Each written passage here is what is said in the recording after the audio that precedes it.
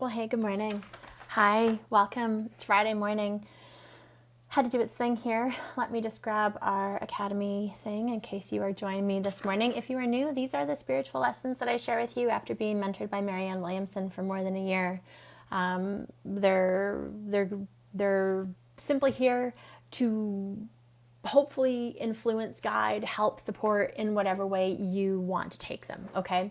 So if you haven't watched these from the very beginning, you may want to do so. These are not lessons about religion. These are not lessons about like anything to do with that. These are messages about living a good life with love and forgiveness and really how we can become the highest version of ourselves. And I know I'm a constant student of this. So what I wanted to share today is really around time. This whole idea of time, and especially because we were talking about the past and the future the other day on our Power Pod call yesterday.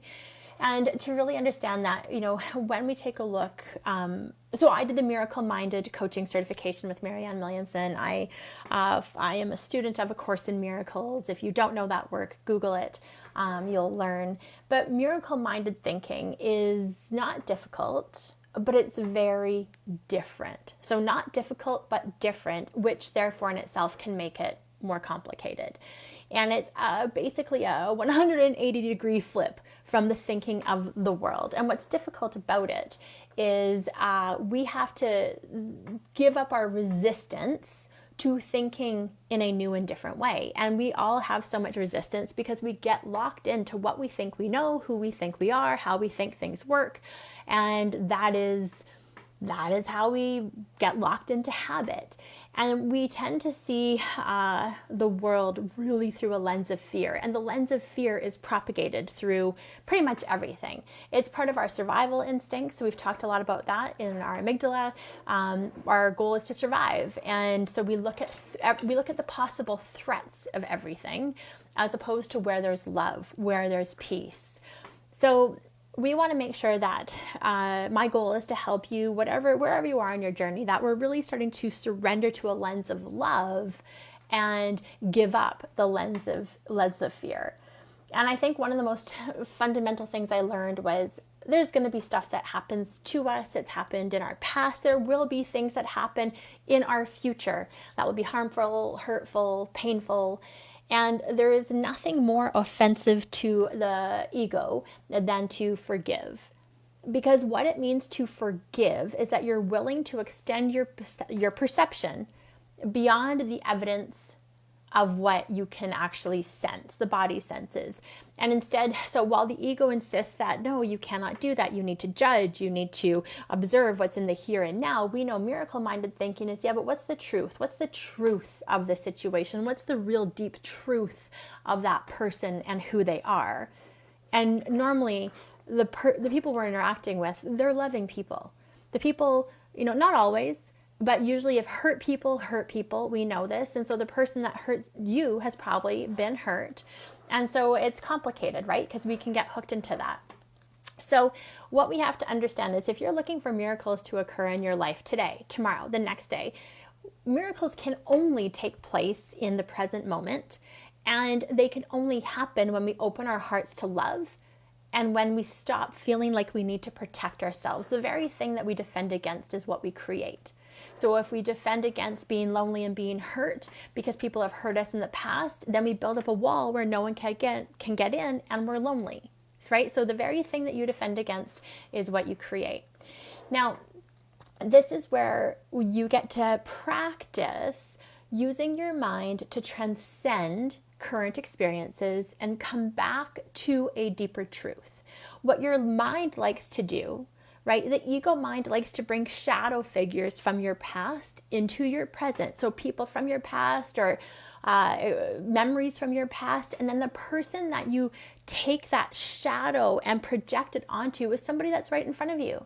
Someone who's right in front of you, but it has nothing to do with them. It has everything to do with the person, the things, the situations that you're bringing in from your past. Can anybody identify with this? I say relationships are really here to help us grow, so to harm us, to heal us, or to help us in some way. harm us, heal us, and help us. A lot of times we don't understand the difference, and we perpetuate by bringing in our past to our present and the projection of these memories onto somebody, a brand new, fresh person, all of this past stuff, and then we keep harming ourselves. So when you understand that key difference, it's so important, because then you get to do your work. If you bring things from your past into your present, you are not allowing change to occur. Do you hear me? If you are bringing things from the past into your present, you are not allowing change to occur. You're programming the future to be exactly like your past. And this is where, when we come back to our work, dieting, if you have failed with dieting before and you're bringing your past experience into your present, you are gridlocking yourself into not allowing the change to actually unfold and be possible. Everything's possible, but you have to allow possibility to be present. Now, when you miss the miracle of the present moment, right? If you just go from past to future, then like the past only exists in the mind because it's done. The future only exists in the mind because it hasn't happened yet. The only thing you've got right now is right now. And so I want to make sure, of course, the miracles is that you surrender this kind of futuristic, past harmful thinking to allow your life to unfold. Now, this goes into worrying, procrastinating, fretting, debating, overanalyzing, so many of these things. But the thing here is, are you open? The miracle here is asking you to be willing and open to allow things to be different than they have before. That's the miracle. It's not, the outcome will happen, but the only way outcomes happen is you have to have a willingness of spirit. Now, I totally know that you can get this intellectually. What's hard is practicing your resistance, or getting over your resistance, and allow this to be something that you practice. And this is what's so interesting. If anybody a grudge holder or anybody drag up other things into arguments, maybe with a partner or with a kid, you don't let them forget, you bring it up over and over again. It's one of those, like John Gottman says, that's one of the most harmful things anybody can do in a relationship. So why do we do that? Well, a lot of times it's because we're also locking people in to a story that we have of who they were at a point in time. And the problem with that is the person who's standing in front of you right now, if you don't allow them to change, then you don't allow them to be the true version of themselves. In fact, the true version of them is right in front of you, but you're holding them hostage to something, a way of being in their past. And here's the thing, you do this with yourself. If all you're doing is focusing on past mistakes, what it coulda, shoulda, regrets, then you're not even allowing yourself to be present to your own current life. You're holding all of these stories from your past, and it's like a hostage situation. And the only one that can free you is you. Now, shit will go down in our life. That's just fact of living, right? But the ego will like to ruin. The ego wants to, you got to remember, the ego's peak experience is your pain and suffering, and the ego likes to ruin intimate relationships, including the intimate relationship that you may want to be or focusing on cultivating with yourself. Why? Well, it's a way of narrowing the aperture. It's a way of narrowing your scope, your participation, your experience of life, so that basically there's more darkness than light. And in an intimate relationship, if you often will, how do I say this? In an intimate relationship, we don't let people make mistakes. We want them to be perfect, especially if you want yourself to be perfect. You may have this idea that other people need to be, you have very high expectations. And so then you become easily disappointed. You become easily let down. You become frustrated, easily annoyed, all of those things. And I guess this, can you, if you want to really, really deepen the intimacy that you have in your relationships, including the relationship you have with yourself, are you willing to see someone's innocence? Are you willing to see mistakes as mistakes, moments of brain glitches, where their brain got hijacked and something was said, something was done that was not intending to be harmful? And I'm not looking to talk about big horrific events, okay? I'm talking about this is our day-to-day life, right? And so when you assume about someone else, we always want to see people in their highest potential.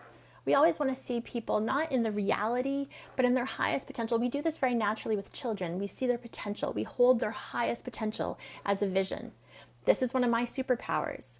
I don't ever see anybody in their brokenness. I will see you only in your success, and that's all I can hold for you. The idea of quote unquote your failure, it just doesn't even exist in my mind, so how can that even become a reality? It exists in your mind, but when you doubt you, I ask you to trust me because I have a different knowing about you. I'm not in your ego. I'm not your ego. I don't hear what it has to say to you. So where this takes me is as you're moving into your life today and over the weekend and practicing this time-space conundrum of past, future, now, past, future, now, and it can feel crazy making, is to ask yourself, where is it that I go and what's that about? What am I not willing to surrender? Where am I holding people, other people, myself hostage to the past? And when you start to reflect on this, when you start to get what your part is in this, it creates a release because you cannot expect other people to change. The change begins with you, your willingness to have a different perception, your willingness to surrender a past and go, it happened. It happened, but to allow the opportunity for miracles to literally creep in, kind of like surprise miracle attacks. And it's fun. It really is fun.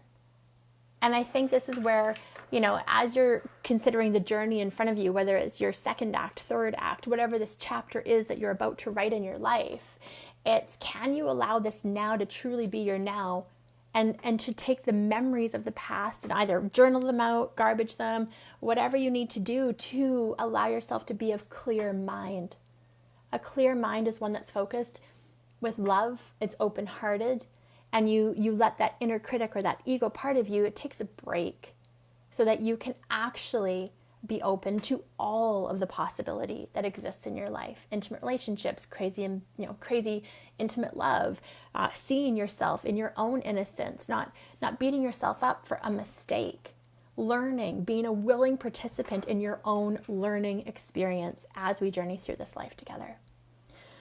That's what I'm thinking about today. Friday morning, nice long walk first thing this morning with my dog, and excited for the weekend and want you to be hoping you have a miraculous weekend, whatever that means, but can you be present to the miracle, right? Open-hearted, loving with yourself will create the miracle. Defensiveness, judgment, harshness, mean talk in your head blocks it, right? So wishing you all some miracles this weekend, and we'll see you next week.